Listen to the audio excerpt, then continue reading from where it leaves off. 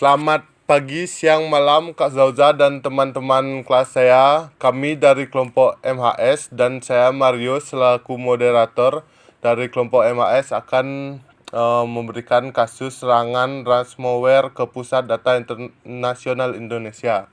Nah, sebelum itu izinkan saya memperkenalkan rekan-rekan saya. Ada Ngurah, Novia, Sri, dan Nova. Nah, materi pertama akan disampaikan dengan Novia. Waktu dan tempat dipersilahkan. Nah, pertama apa yang terjadi? Jadi pada 20 Juni tahun 2024, Pusat Data Nasional atau National Data Center di Indonesia terkena serangan ransomware skala besar yang mengunci sistem data milik pemerintah. Penyerang menggunakan varian ransomware dari kelompok Lockbit 3.0 yang meminta tebusan sebesar 8 juta dolar AS. Akibatnya, layanan digital pemerintah terganggu. Imigrasi di bandara besar sempat lumpuh karena sistem paspor elektronik yang tidak bisa berfungsi. Nah, bagaimana bisa terjadi? Serangan berhasil karena sistem yang menjadi target memiliki kelemahan signifikan. Yang pertama, tidak semua data di backup sehingga ransomware bisa mengunci data tanpa cadangan. Yang kedua, sistem belum menerapkan mitigasi keamanan terbaru terhadap malware ransomware. Yang ketiga, pengelolaan governance centric cyber security masih lemah. Baik, materi selanjutnya akan dibacakan oleh Sri Andini.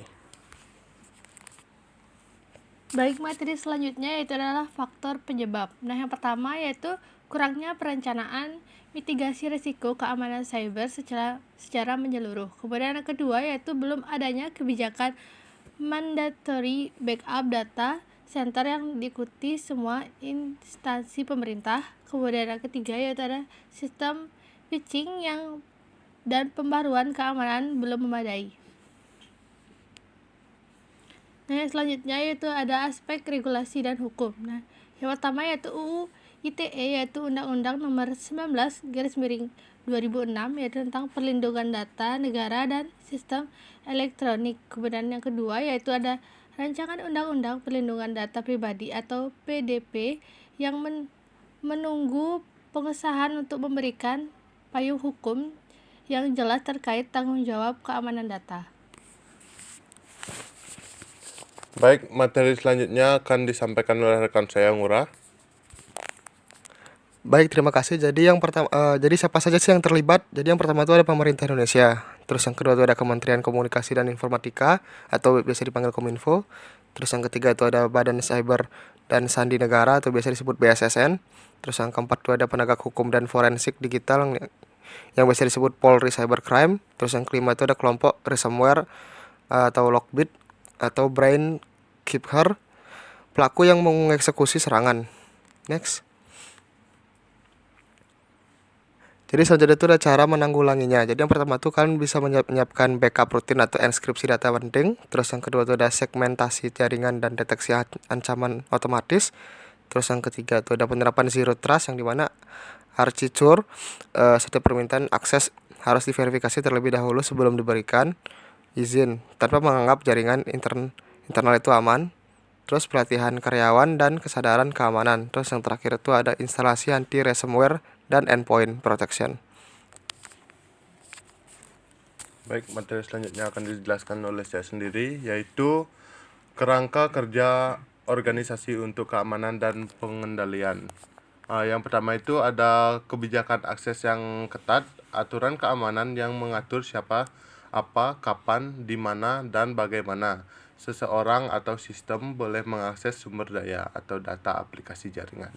Yang kedua itu ada audit sistem tiap periode, proses memeriksa dan evaluasi sistem informasi yang dilakukan secara berkala untuk memastikan bahwa sistem berjalan aman, andal, patuh terhadap kebijakan serta sesuai dengan standar yang ditetapkan. Dan yang ketiga itu ada latihan tanggap insiden cyber drills.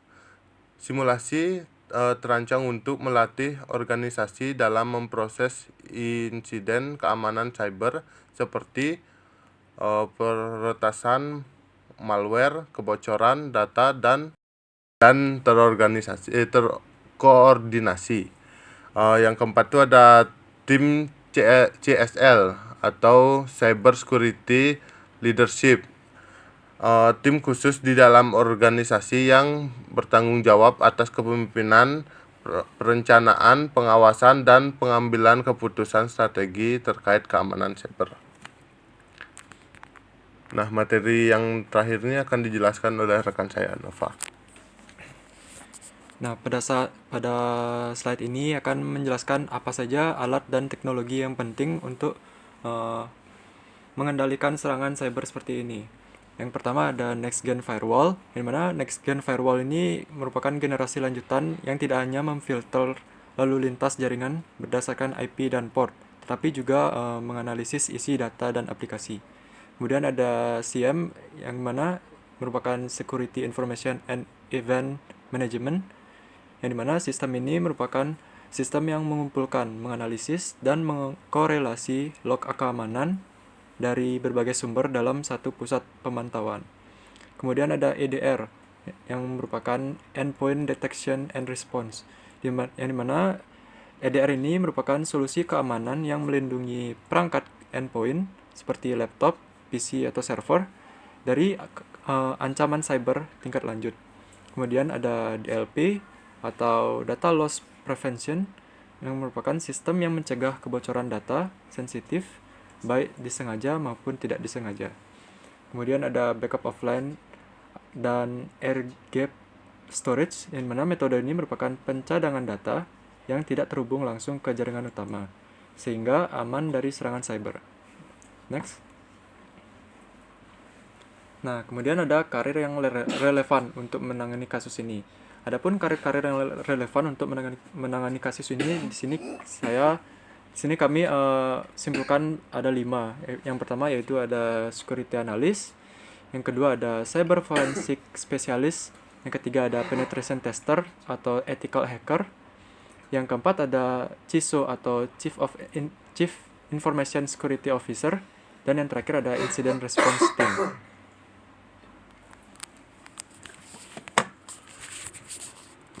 Baik, sekian presentasi dari kelompok MHS. Kami ucapkan terima kasih.